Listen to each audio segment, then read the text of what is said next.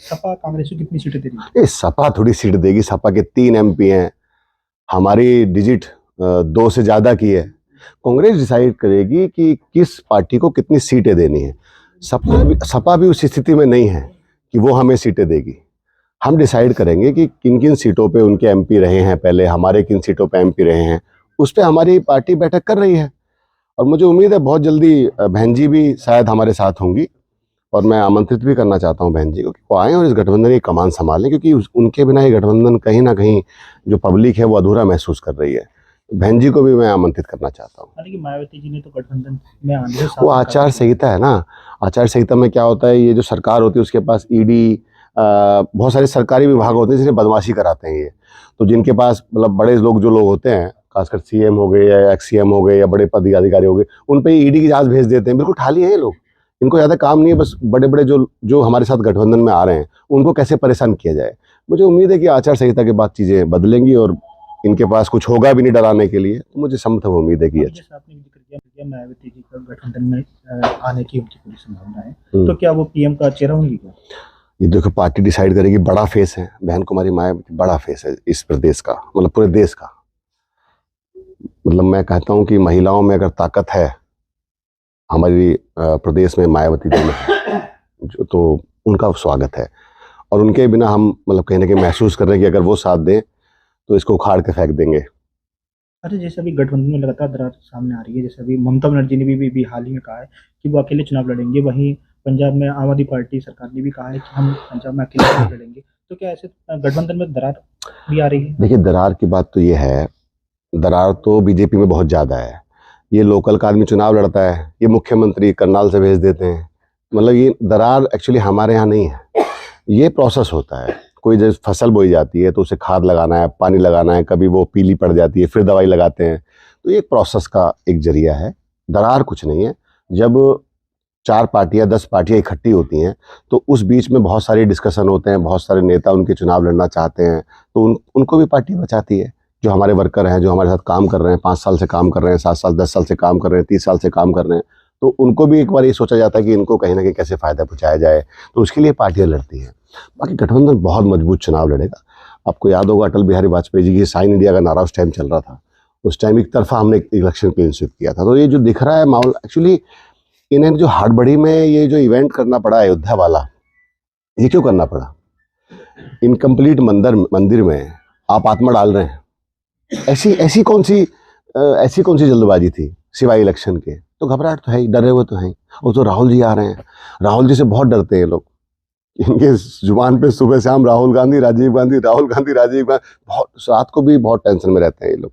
जैसे राम मंदिर का मुद्दा इस वक्त प्रदेश में छाया हुआ, राम मंदिर का मामला, तो राहुल गांधी जी अयोध्या कब जा रहे हैं दर्शन करने के लिए? बस यात्रा के बाद चले जाएंगे जब उनका मन होगा। वो तो वहाँ मंदिर में ये जाने दे रहे ना, राहुल जी को तो मंदिर जाने कहाँ देते हैं? राहुल जी तो मंदिर जाते गेट पर रोक लेते हैं। अभी असम की घटना बता रहा हूँ मैं आपको।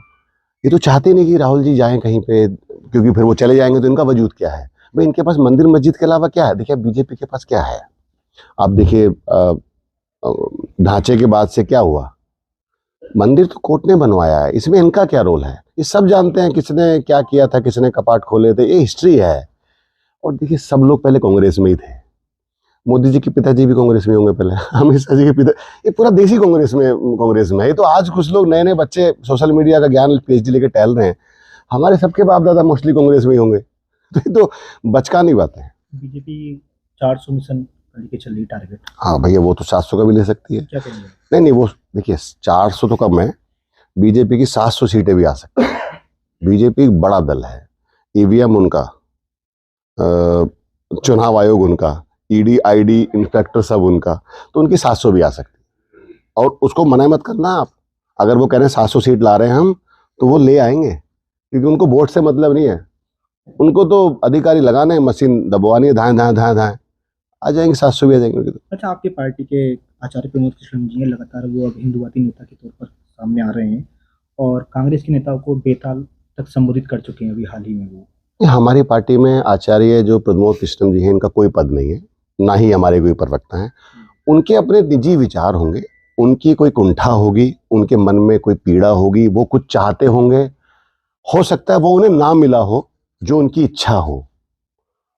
मतलब मैं ज़्यादा उनके बारे में क्या कहूँ, क्योंकि हमारे पार्टी में कुछ ज़्यादा वो काम उन तो करते नहीं है, किसी एक्टिव तो है नहीं, तो मैं उनके बारे में क्या, वो जब कुछ होंगे पार्टी में तो उस तरह से बात की जाएगी। तो ऐसी क्या मजबूरी है कि कांग्रेस उनको लगातार ढो रही है?